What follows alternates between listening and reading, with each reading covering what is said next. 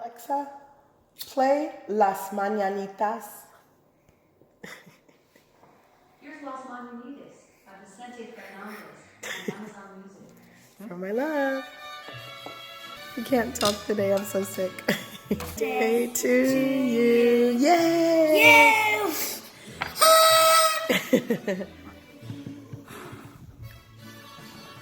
Yay! Yay! Oh, one more. Make a wish. Okay. We love you, honey. Thank you. Thank you so much.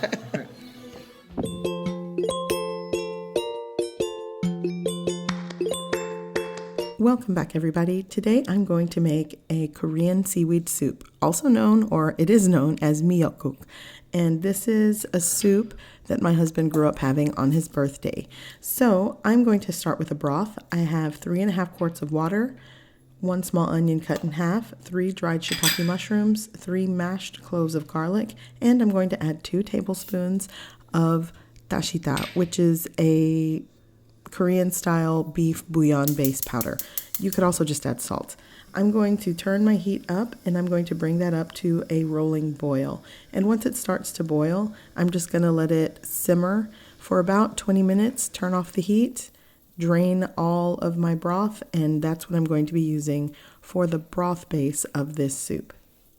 So now I'm going to marinate my steak meat. Here I have around 8 ounces of ribeye steak that I've already thinly sliced. To that, I'm going to add 1 tablespoon of soy sauce. This is actually a low sodium soy sauce. I'm going to add 2 teaspoons of sesame oil. I'm also going to add 2 minced cloves of garlic and some cracked black pepper to taste. I'm going to give it a mix, and I'm going to let that marinate for about 20 to 30 minutes. Basically, I just let it marinate while the broth is cooking.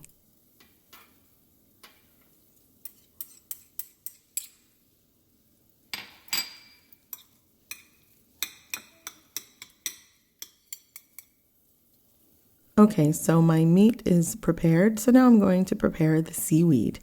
Now, the seaweed that I'm using today, it comes dried, and there are some where it's already chopped, but this one sort of is like its long whole form. So I'm just going to remove maybe, I mean, if it were chopped, maybe 3/4 of a cup. It's actually 20 grams of dried seaweed that I'm using, and I'm going to add 4 cups of cold water and let it set for about 30 minutes and see how much it makes once it's saturated and soaked in the water. So you don't want to go crazy with the seaweed, I mean, unless you really want a lot, but it is in large pieces, so I'm going to drain all this water really well, give it a rinse in cold water, drain it, and then now I'm going to take my kitchen shears and just start snipping the pieces into bite-size or manageable pieces. So now that all of my ingredients are prepped, I'm going to show you what I'm going to use to really make the soup. So here, my prepped seaweed, it's soaked, it's cut, and I'm also going to be using my marinated ribeye steak that I thinly sliced and marinated, and this is around 8 ounces of steak that I'm using in this recipe. And if you want more meat or less meat, it's definitely up to you. I'm also going to be using my broth that I made earlier, and it did yield around 2.5 quarts of broth. I'm probably not going to use all 2.5 quarts. Definitely 2 quarts will work. I'm also going to add another 2 cloves of minced garlic and a tablespoon of Korean soup soy sauce. It's a brand of Korean soy sauce that's specially made for soups. So here I have my medium-sized pot that I've been preheating, so I'm just going to add all of my marinated steak right into the pot. And because I have some sesame oil mixed into the marinade, I'm not going to add any oil to the pot. It's non-stick. So I'm just going to saute and brown the meat well.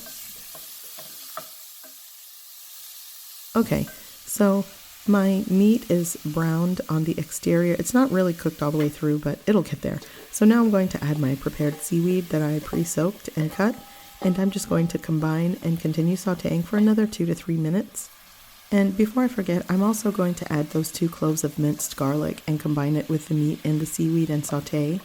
And I will be adding 1 clove of thinly sliced garlic just because my husband likes garlic. I mean, you don't have to add all this garlic to the soup, but the man really does love his garlic and he likes to see little slices in there. So that's why I do that. I don't think that's a traditional thing with this soup. It's just a thing that my husband enjoys, so I'm going to do that for him today.